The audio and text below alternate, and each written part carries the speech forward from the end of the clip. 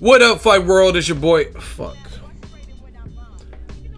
What up, Fight World? It's your boy Ego, and I'm back with some more boxing. Today they had a PBC on NBC card in Chicago. I did a post-fight. Andres Fonfara, light heavyweight, was upset by Joe Smith Jr. Again, congratulations to Joe Smith Jr., who put himself on the map.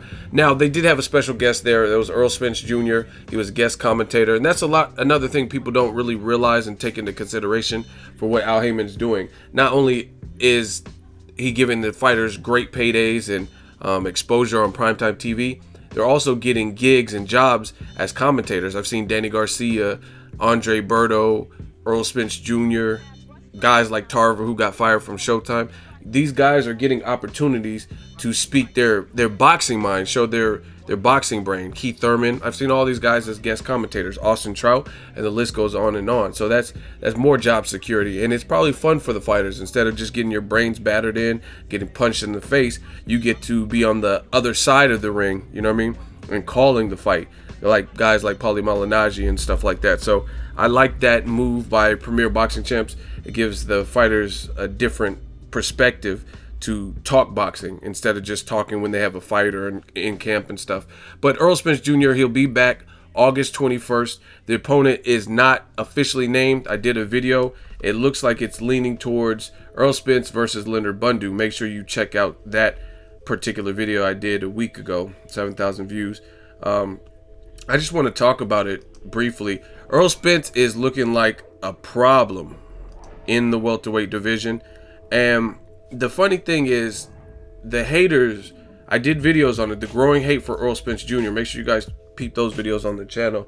But the funny thing is, a lot of times the people who are leaving the comments, and the reason I say hate means different things to different people. If you have constructive criticism on a fighter, that's no problem. I got no beef with you. But when you say, oh, look at Errol Spence Jr.'s nipples, he's clearly on steroids, that is coming out of nowhere, and there's no way you could prove that unless he had a dirty drug test or something like that. So to me, stuff like that is hating. He hasn't failed a drug test and you're already condemning the man. You know what I mean? Things of that sort. But if you had a constructive criticism and it makes sense, that's something totally different. But what I'm noticing is a lot of boxing fans, they deal only with emotion, and they're not realistic in terms of what they say. I'm seeing comments like, oh, when is Errol Spence Jr. going to step up? What are you talking about? Errol Spence Jr. wants to step up. He's called out people. He, even at this press conference that you guys are looking, he says Pacquiao lacks fundamentals. He would like to fight Pacquiao. Some people say, oh, he can't carry Pacquiao's luggage. He doesn't deserve Pacquiao. That's the thing. People always say this stuff about, oh, this fighter, he sucks and needs to step up. And then when they try to step up to maybe even the highest level, like a Pacquiao, a decorated, proven guy, they say he hasn't earned it. He doesn't deserve a shot at Pacquiao. So which one is it? Fans want to have their cake and eat it too. Errol Spence needs to step up. People are leaving comments like, oh, this guy's reminding me of Gary Russell Jr. He's fighting cans and things like that. But then when he tries to step up, you make excuses as to why he shouldn't be able to fight Danny Garcia. He's not proven anything to fight Keith Thurman. So how can he ever step up if you're saying he should step up and he tries to step up and he doesn't deserve Kell Brook? It's not making any sense. And we gotta, as boxing fans, true fans of the sport, we can all have our favorites, like favorite styles and all that great stuff, but you have to be realistic, and that's what I strive to be when I'm talking boxing. And then put the emotions to the side. But you can't tell a man he needs to step up and not look at the full picture. People, oh, why is he fighting Leonard Bundu? This is ridiculous. That's Keith Thurman leftovers. He wants to fight Keith Thurman too. We don't have to worry about Keith Thurman leftovers. We wanted to see him fight Keith Thurman. But if you go back on my channel, the videos are still up. I'm not deleting these videos. If you go back on my channel, I was talking about it. Keith Thurman versus Errol Spence Jr. round 2 boxing debate. Keith Thurman versus Errol Spence Jr. boxing debate. And the video is 26,000 views. If you were to go look at it, look at what people are saying about these particular fights. This was, of course, before Chris Algieri, but read the comments. People are saying, oh, let's see. I don't care who Spence hasn't fought. The eye test tells me he's a better fighter. See, some people agreed, but then there was also a lot of people that disagreed. Once again, let's not act like Thurman has done a whole lot more than Spence. Okay, so that's someone that agrees. But if you guys go down here, you'll also read a lot of comments where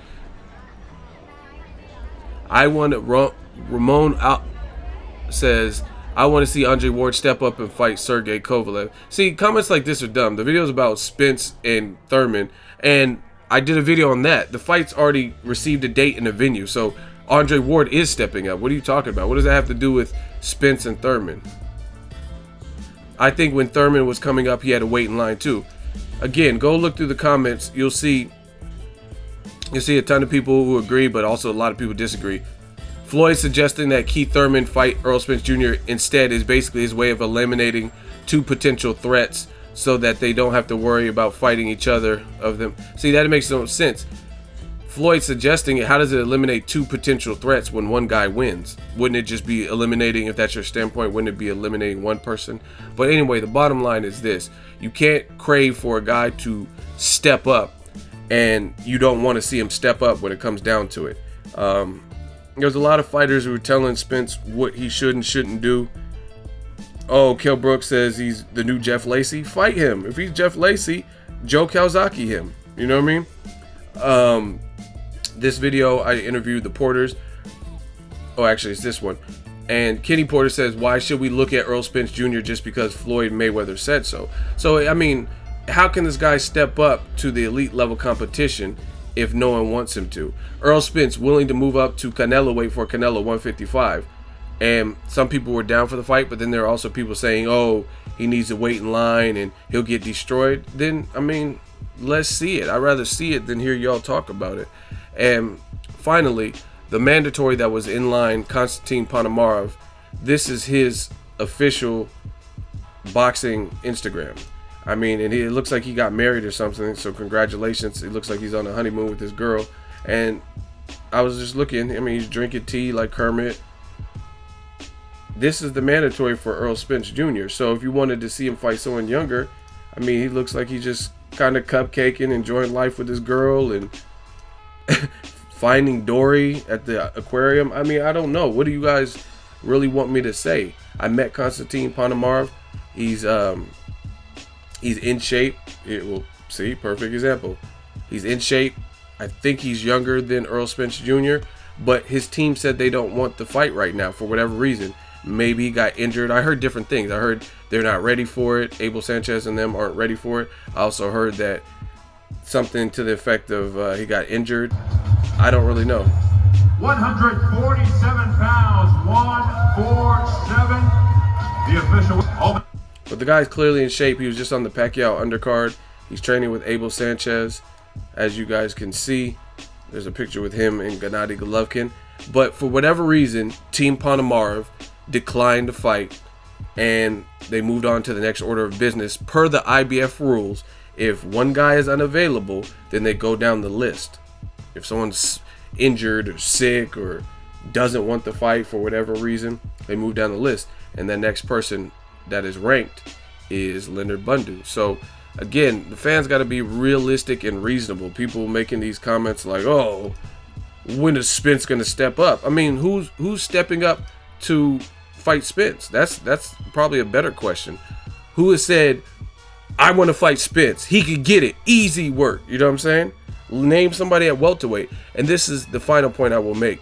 When you get a guy like a Canelo, who's clearly an A-side, he's clearly a good fighter, things of that sort, people are chomping at the bit to get a piece of Canelo, whether they want the paycheck or whatever. And that's what some of the fans say, oh, they're just doing it for the paycheck. But whatever, they're still calling him out. I could think of several fighters at 54, and underneath, I heard Keith Thurman just said he wants to fight Canelo. Errol Spence talked to me personally, and I uploaded the interview. He said he'll go to 155 and fight Canelo. He also did a past interview with Dante's Boxing Nation, said he'll fight Canelo at 154. So you got guys outside of the division calling out Canelo, not including the people in the division. Demetrius Andrade said, hey, Canelo, you a bitch. The Charlo brothers called out Canelo. Austin Trout said he wants a rematch.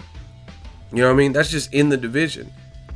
I'm not even disputing if they deserve it or anything like that. These are all, a lot of them are champions or former champions that are calling him out. Then you got guys like Triple G who wants the Canelo fight. Tell me this slew of names that are requesting an Errol Spence Jr. fight.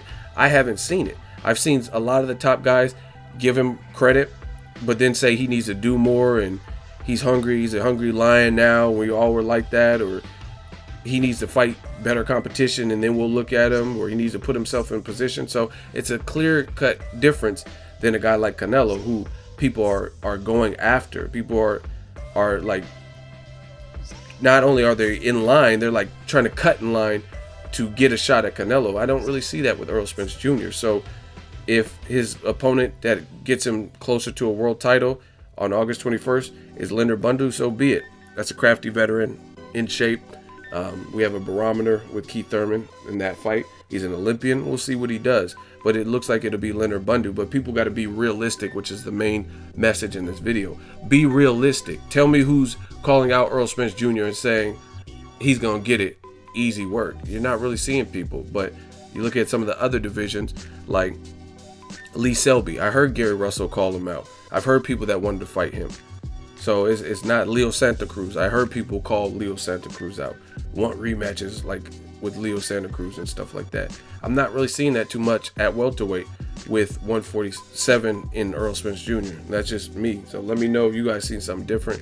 Drop it in the comment section. Make sure you like my video. As always, hate, comment, and subscribe. Till next video is Ego signing off. So if you enjoyed this video and want more content like this on the channel, you can show your appreciation by going to the PayPal donate button or the YouTube support button, and you can donate any amount that you feel is equivalent to the value of this video. Much more to come. Thank you guys for your support. Boxingego, the future of boxing.